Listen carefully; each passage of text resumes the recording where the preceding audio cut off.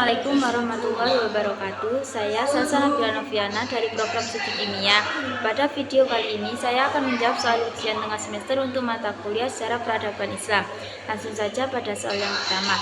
1. Jelaskan tujuan mempelajari mata kuliah sejarah peradaban Islam dalam konteks pembentukan identitas keislaman dan penguatan wawasan sejarah. Mempelajari mata kuliah sejarah peradaban Islam bertujuan untuk membentuk identitas keislaman dengan memberikan pemahaman mendalam tentang akar budaya, nilai-nilai dan prinsip-prinsip Islam yang menjadi dasar peradaban umat Islam. Hal ini memperkuat rasa kebanggaan dan keterikatan pada warisan Islam serta membentuk karakter dan kepribadian Muslim yang sesuai dengan ajaran Islam, menguatkan wawasan sejarah agar mahasiswa dapat memahami perjalanan peradaban Islam, termasuk keberhasilan dan tantangan yang dihadapi umat Islam sepanjang sejarah. Pemahaman ini membantu mengambil pelajaran dari masa lalu untuk diaplikasikan dalam konteks sosial, politik, dan pembangunan masa kini dan masa depan. Mendorong kesadaran kritis dan dialog antar budaya dengan mengenali kontribusi umat Islam terhadap ilmu pengetahuan, seni, dan peradaban global, sehingga dapat memperkuat toleransi dan penghargaan terhadap keberagaman. Dengan demikian, SPI tidak hanya mempelajari masa lalu, tetapi juga membentuk fondasi identitas keislaman yang kuat dan wawasan sejarah yang relevan untuk dapat mengembang umat Islam di masa yang depan. Nomor 2, jelaskan secara ringkas bagaimana proses dakwah Rasulullah SAW di Mekah serta strategi yang digunakan selama periode Mekah. Proses dakwah Rasulullah SAW di Mekah berlangsung sekitar 13 tahun dan dibagi menjadi 2 tahap utama, yaitu dakwah secara sembunyi-sembunyi selama sekitar 3 tahun. Pada tahap ini Rasulullah menyampaikan ajaran Islam secara rahasia kepada keluarga dan sahabat dekat seperti Khadijah, Ali bin Abi Thalib, Abu Bakar, dan beberapa lainnya yang dikenal dengan As-Sabiqunal Awwalun. Tujuannya agar masyarakat tidak kaget dan agar dakwah tidak langsung menimbulkan konflik dengan kaum Quraisy yang masih memuja berhala. Yang kedua, dakwah secara terang-terangan dimulai setelah turun wahyu yang memerintahkan Rasulullah untuk menyampaikan Islam secara terbuka. Pada tahap ini, beliau menyeru masyarakat Mekah di tempat-tempat umum seperti Bukit Syafa dan mengundang kabilah besar Bani Hashim dan Bani Muthalib. Dakwah ini menghadapi banyak tantangan termasuk penolakan dan ancaman dari kaum Quraisy, terutama dari Abu Lahab.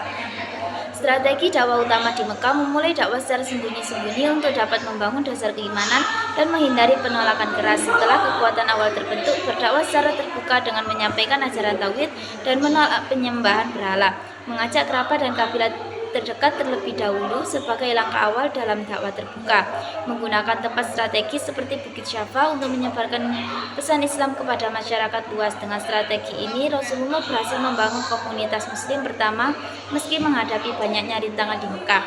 Soal yang ketiga, sebutkan dan jelaskan perubahan-perubahan penting yang dilakukan Rasulullah SAW dalam dakwanya di Mekah, baik dari sisi pendekatan maupun isi pesan dakwanya. Perubahan penting dalam dakwah Rasulullah SAW di Mekah meliputi aspek pendekatan dan isi dakwah sebagai berikut. Pendekatan dakwah tahap awal secara sembunyi-sembunyi. Rasulullah memulai dakwah secara rahasia kepada keluarga dan sahabat dekat seperti Khadijah, Ali, dan Abu Bakar untuk dapat membangun pengikut setia tanpa menimbulkan reaksi keras dari kaum Quraisy. Tahap dakwah terang-terangan. Setelah 3 tahun, Rasulullah mulai berdakwah secara terbuka di Mekah, menyampaikan ajaran Islam kepada masyarakat luas meskipun mendapat penentangan keras.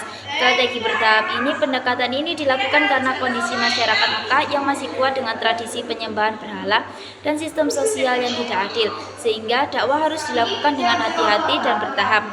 Isi pesan dakwah memurnikan akidah, dakwah menekankan pengesahan Allah dan menolak penyembahan.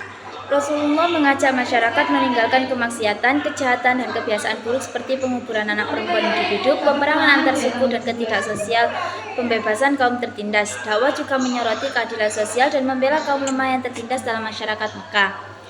Kesimpulannya, dakwah Rasulullah SAW di Mekah mengalami perubahan dari pendekatan sembunyi-sembunyi ke terang-terangan dan isi pesan yang fokus pada tauhid, moralitas, dan keadilan sosial untuk mengubah masyarakat Mekah yang masih terikat tradisi lama dan penyembahan berhala. Soal yang keempat, apa saja sebab-sebab utama yang mendorong Rasulullah SAW hijrah ke Madinah? Jelaskan pula langkah-langkah penting yang dilakukan Rasulullah dalam membangun masyarakat Madinah yang plural. Sebab-sebab utama hijrah Rasulullah ke Mekah ke Madinah adalah perintah Allah SWT yang memerintahkan Rasulullah untuk berhijrah demi menyempurnakan dakwah dan jihad jalan Islam. Sisaan dan penganiayaan kaum Quraisy yang semakin berat terhadap Rasulullah dan para pengikutnya di Mekah, termasuk ancaman pembunuhan, wafatnya Khadijah dan Abu Thalib, yang menyebabkan hilangnya pelindung utama Rasulullah sehingga situasi makin berbahaya. Madinah sebagai tempat yang lebih aman dan penduduknya sudah siap menerima Islam. Langkah-langkah penting Rasulullah dalam membangun masyarakat Madinah yang plural, membangun persaudaraan antara Muhajirin dan kaum Ansor untuk mempererat solidaritas umat Islam yang baru berbentuk, menyusun piagam Madinah yang mengatur hubungan sosial, politik, dan keamanan antar berbagai suku dan kelompok agama di Madinah, menegakkan keadilan dan menghormati perbedaan agama serta budaya dan masyarakat Madinah, mendirikan institusi pemerintah dan sistem sosial yang mengakomodasi keberagaman untuk menjaga stabilitas kota. Dengan langkah-langkah ini, Rasulullah berhasil membangun masyarakat Madinah yang plural, damai, dan berkeadilan sebagai fondasi negara Islam. Kelima ialah jelaskan model-model pemilihan kepemimpinan pada masa Khulafaur Rasyidun dan disebutkan capaian-capaian penting masing-masing khalifah Abu Bakar, Umar bin Khattab, Utsman bin Affan, dan Ali bin Abi Thalib. Model pemilihan kepemimpinan pada masa Khulafaur Rasyidin, pemilihan Abu Bakar As-Siddiq dilakukan melalui musyawarah terbatas antara wakil Muhajirin dan Ansor di Saqifah Bani Sa'idah segera setelah wafatnya Nabi Muhammad SAW. Pemilihan Umar bin Khattab, Umar ditunjuk secara wasiat oleh Abu Bakar sebelum wafatnya, merupakan model penunjukan langsung oleh khalifah sebelumnya. Pemilihan Utsman bin Affan, Umar membentuk komite syura yang terdiri dari 6 sahabat untuk memilih khalifah berikutnya. Komite ini melakukan musyawarah dan voting mayoritas untuk menentukan Utsman sebagai khalifah. Pemilihan Ali bin Abi Thalib setelah terbunuhnya Utsman, Ali dipilih melalui baiat oleh sebagian besar umat Islam. Meskipun terjadi perpecahan politik yang menandai masa awal kekhalifahannya, capaian penting masing-masing khalifah, capaian penting Abu Bakar As-Siddiq, menyatukan umat Islam pasca wafat Nabi, memerangi murtad dan pemberontakan, menjaga kesatuan negara Islam awal. Umar bin Khattab memperluas wilayah kekuasaan Islam secara signifikan ke wilayah Persia, Mesir, dan Syam, membangun sistem administrasi negara dan hukum, mendirikan departemen pengelolaan pajak dan gaji pejabat. Utsman bin Affan melanjutkan perluasan wilayah Islam, menyatukan teks Al-Quran dan mushaf standar, membangun infrastruktur seperti bendungan, jalan, dan memperluas Masjid Nabawi. Ali bin Abi Thalib memimpin di masa penuh konflik internal, berusaha menegakkan keadilan dan persatuan umat. Kesimpulannya, model pemilihan khalifah pada masa Khulafaur Rasyidin beragam, mulai dari musyawarah terbatas, penunjukan wasiat, dengan pencapaian kepemimpinan yang sangat berpengaruh dalam memperkuat dan mengembangkan negara Islam. Soal yang keenam ialah apa penyebab utama terjadinya perang Siffin. Jelaskan apa itu peristiwa Takim, siapa saja yang terlibat, dan dampak negatif apa yang muncul pasca Takim tersebut terhadap umat Islam. Penyebabnya utama terjadinya perang Siffin adalah penolakan Muawiyah bin Abu Sufyan, gubernur Syam, untuk mengakui kekhalifahan Ali bin Abi Thalib setelah pembunuhan Khalifah Utsman bin Affan. Muawiyah menuntut agar para pembunuh Utsman dihukum, sedangkan Ali berpendapat sulit menuntut semua pelaku karena banyak yang terlibat dan lebih menekankan mencari keadilan secara tepat. Penolakan ini memicu konflik yang berujung pada perang Siffin, Suriah pada Juli 657 Masehi. Peristiwa Takim adalah upaya perdamaian yang dilakukan setelah 3 hari pertempuran Siffin. Ketika pasukan Muawiyah hampir kalah, mereka menancapkan Al-Quran di atas tombak sebagai tanda agar pertempuran dihentikan dan diselesaikan melalui arbitrase. Kedua pihak kemudian memilih wakil untuk berunding dan menyelesaikan secara perselisihan secara damai. Sedangkan Muawiyah menunjuk Amr bin Al-As sebagai wakil arbitrase. Dampak negatif pasca Takim terhadap umat Islam sangat besar, yaitu terjadi perpecahan umat Islam menjadi beberapa kelompok, termasuk munculnya kelompok Khawarij yang menolak hasil arbitrase dan menganggap Ali telah berbuat kesalahan. Konflik internal berlanjut yang kemudian menyebabkan perang lanjutan seperti Perang Nahrawan dan melemahnya kekhalifahan Ali secara keseluruhan. Singkatnya, perang Siffin dipicu oleh perselisihan soal keadilan atas pembunuhan Utsman, berakhir dengan arbitrase yang justru menimbulkan perpecahan dan konflik berkepanjangan dalam umat Islam. Soal yang ketujuh, jelaskan sebab-sebab munculnya Khalifah Bani Umayyah dan siapa raja pertamanya. Sebutkan 3 perbedaan pokok sistem pemerintahan Bani Umayyah dengan masa Khulafaur Rasyidin. Sebab-sebab munculnya Khalifah Bani Umayyah, krisis politik dan konflik internal pada masa akhir Khulafaur Rasyidin, terutama setelah pembunuhan Khalifah Utsman bin Affan yang berasal dari keluarga Umayyah, memicu ketegangan dan perpecahan di kalangan umat Islam. Pertentangan antara pendukung Ali bin Abi Thalib dengan Muawiyah bin Abu Sufyan, gubernur Syam, yang menuntut balas atas kematian Utsman, menyebabkan perang saudara Islam pertama. Penyerahan kekuasaan oleh Hasan bin Ali kepada Muawiyah demi meredam konflik dan menjaga persatuan umat Islam, yang menandai awal berdirinya kekhalifahan Bani Umayyah secara resmi pada tahun 661 Masehi. Keinginan keluarga Bani Umayyah untuk memegang kekuasaan politik dan mengungguli suku lain di Jazirah Arab, serta mengubah sistem pemerintahan dari model Khulafaur Rasyidin menjadi dinasti monarki raja pertama Khilafah Bani Umayyah. Muawiyah bin Abu Sufyan adalah khalifah pertama sekaligus pendiri dinasti Umayyah setelah berakhirnya masa Khulafaur Rasyidin dan konflik internal yang panjang.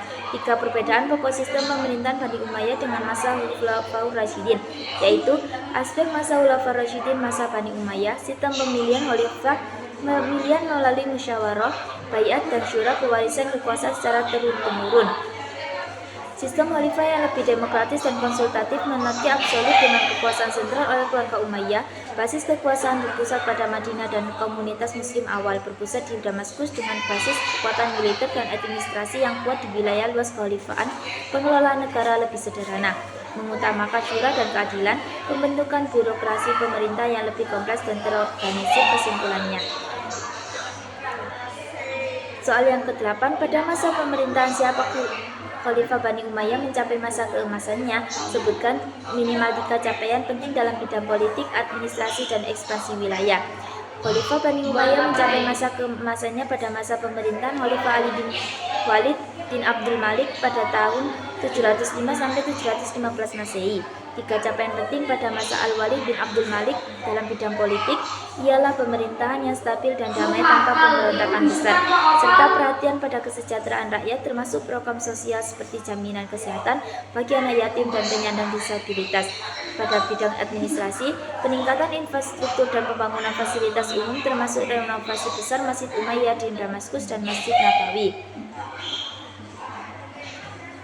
Selain Al-Walid, masa keemasan juga terkait dengan kepemimpinan Muawiyah bin Abu Sufyan yang mau dapat memulihkan stabilitas dan memperluas wilayah, serta Umar bin Abdul Aziz yang dikenal dengan reformasi keadilan sosial dan pemerintahan yang bersih. Namun, puncak kejayaan yang paling menonjol adalah pada masa Al-Walid bin Abdul Malik.